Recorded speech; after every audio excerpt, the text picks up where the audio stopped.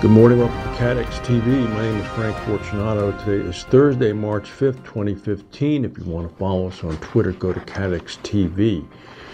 Well, we're reporting today from Princeton, New Jersey, which once again is like Ice Station Zebra. It's not as bad as Boston.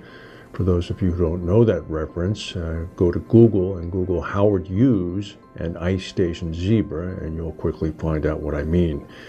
But in the United States today, residents from Texas to New England are being hit by snow, sleet, freezing rain, blizzard conditions, etc., as well as really precipitous temperature drops, as much as 25 degrees in 12 or 13 minutes in some instances. States of emergencies have been declared across vast stretches of the United States, including New Jersey. The federal government has shut down completely. Washington, D.C. is expecting snow of about 8 inches. The House of Representatives and the Senate canceled their last scheduled session today so members could go home. Alabama, Mississippi, West Virginia, New Jersey, and other states have declared states of emergencies, meaning that no non-essential personnel can be traveling. We must be essential personnel because we were allowed to travel. Boston is just about ready to hit its snowfall record, which has not been broken since 1872. That will happen sometime today. And meanwhile, some 3,500 flights have been canceled throughout the United States as well. Airports that have been hardest hit include Dallas, Fort Worth, Philadelphia, the New York area airports, Reagan National in Washington, and Dulles in Washington. It's a very bad weather situation here. Paris headquartered Scor Reinsurance has continued to rebuff the worst of the headwinds of the decline in premiums by producing an improved combined ratio and a 10.5% increase in its gross written premium in its full-year reports. Their GWP reached about 11.3 billion euros in 2014, mainly driven by a contribution from Generali US, which the group acquired back in October of 2013, as well as a big increase in their Asian life business. Net income stood at 12 million euros in 2014. Actually, that's 12 billion euros in 2014, an increase of 40% compared to 2013.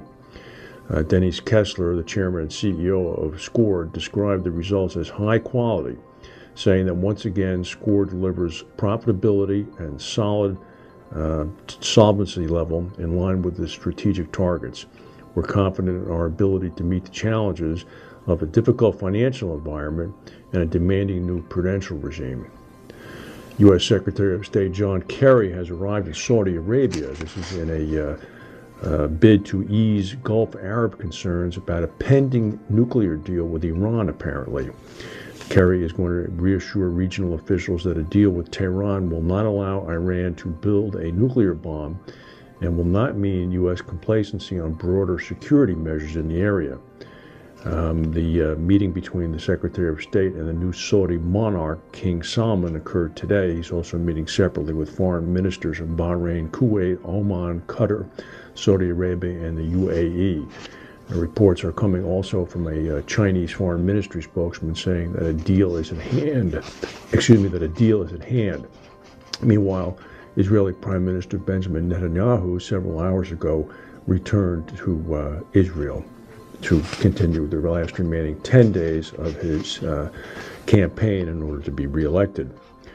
In Seoul, South Korea today, a knife-wielding man attacked the American ambassador to South Korea, Ambassador Mark Lippert. He was in stable condition after being operated on and receiving some 80 stitches to his face.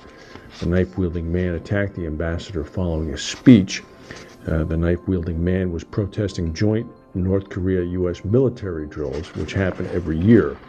Of course, the report from Pyongyang, the capital of North Korea, applauded the attacker, saying that the American ambassador had received just punishment for American warmongering actions. The war games are going on as planned. Chicago's Willis Tower, once the world's tallest building, is up for sale. The owners, which include New York-based investors Joseph Moynihan and Joseph Chetrit, have hired an investment banker to market the 110-story skyscraper. It may fetch about $1.5 billion which would set a record for an office building in the U.S.